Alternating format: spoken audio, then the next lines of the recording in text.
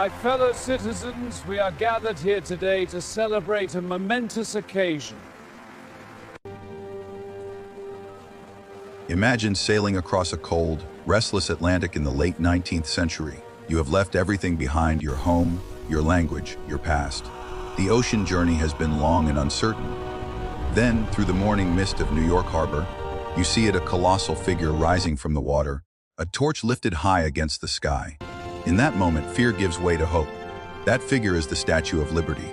The story of the Statue of Liberty begins not in America, but in France. In the years following the American Civil War, a French political thinker named Édouard de L'Abbaye proposed the idea of creating a monument to celebrate the friendship between France and the United States and to honor the ideals of liberty and democracy. The United States had marked its independence in 1776, and L'Abbaye believed that a grand symbol would strengthen the bond between the two nations and inspire freedom around the world.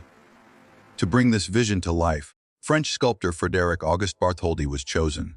Bartholdi imagined a monumental female figure inspired by Libertas, the Roman goddess of liberty. She would stand tall and calm, holding a torch that symbolized enlightenment and a tablet inscribed with the date of American independence, July 4, 1776.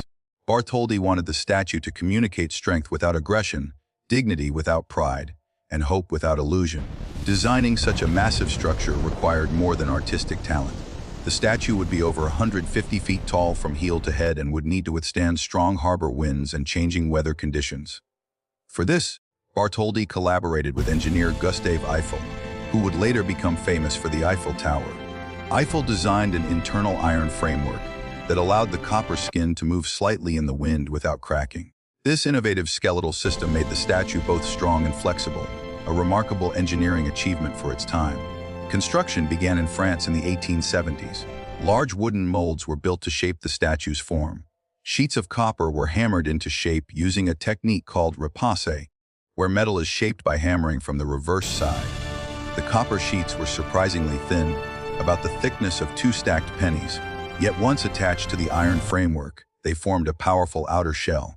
Before being shipped to America, the statue was assembled in Paris so the public could see it. Visitors were amazed by its size and detail. After final approval, the statue was carefully disassembled into more than 300 individual pieces and packed into over 200 crates. In 1885, these crates were loaded onto a French ship and transported across the Atlantic Ocean to New York Harbor. While France funded the statue itself, the United States was responsible for building the pedestal. However, raising funds for the pedestal proved difficult. Many Americans questioned the need for such an expensive structure. It was newspaper publisher Joseph Pulitzer who helped turn the tide. Through his newspaper, he encouraged ordinary citizens to donate small amounts of money.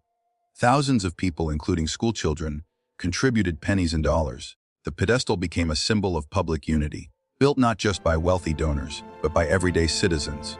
The statue was erected on Bedloe's Island, which would later be renamed Liberty Island. After months of careful assembly, the monument was finally ready. On October 28, 1886, the Statue of Liberty was officially dedicated in a grand ceremony attended by President Grover Cleveland. Ships filled the harbor. Crowds gathered along the waterfront. In celebration, people threw ticker tape from office windows, creating what is considered one of the first ticker tape parades in New York City. From the ground to the tip of the torch, the monument stands approximately 305 feet tall, including its pedestal. The statue itself measures about 151 feet. The crown features 7 rays, symbolizing the 7 continents and 7 seas, expressing the universal idea of liberty. At her feet lie broken chains, partially hidden by her robe, representing the breaking free from oppression and tyranny.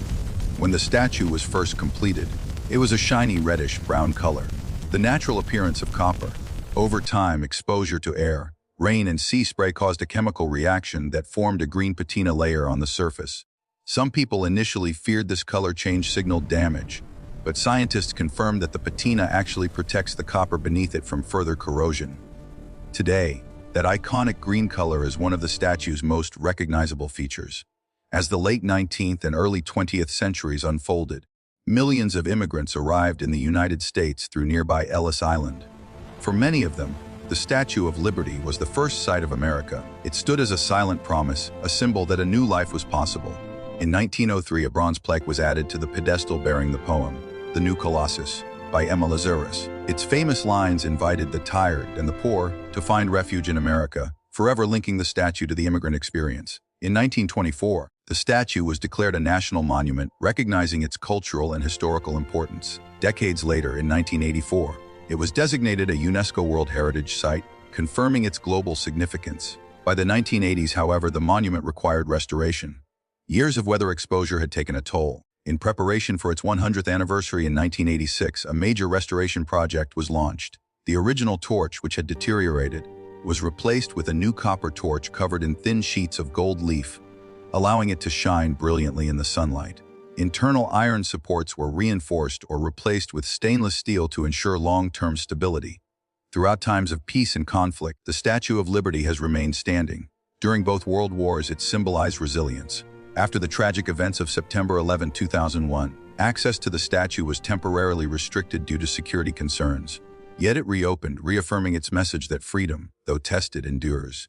Today, millions of visitors travel by ferry each year to Liberty Island. Some explore the museum inside the pedestal. Others climb the 354 steps up to the crown, where narrow windows offer breathtaking views of New York Harbor and the skyline beyond. Standing inside the statue, one can feel the intricate iron framework and understand the engineering brilliance that supports the delicate copper skin. The Statue of Liberty has appeared in films, books, photographs, and political cartoons. It has been celebrated, questioned, reinterpreted, and debated. Artists have recreated it in countless forms. Protesters have used its image to demand justice. Leaders have referenced it in speeches about democracy and human rights. Through every generation, the statue continues to evolve in meaning while holding firmly to its original purpose.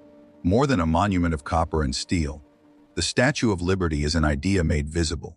It represents the belief that liberty is worth striving for, protecting, and sharing. Its torch is not merely a flame of metal, it is a symbol of enlightenment, reminding humanity that freedom begins with knowledge and courage. As the sun rises over New York Harbor and light reflects off the golden flame, the statue stands exactly as Bartholdi envisioned: calm, strong, and forward-looking. At night, illuminated against the dark sky, it appears almost timeless, watching over the waters as it has for more than a century. From a political idea in France to a global symbol recognized across continents, the Statue of Liberty's journey is a story of art, engineering, public cooperation, and enduring hope.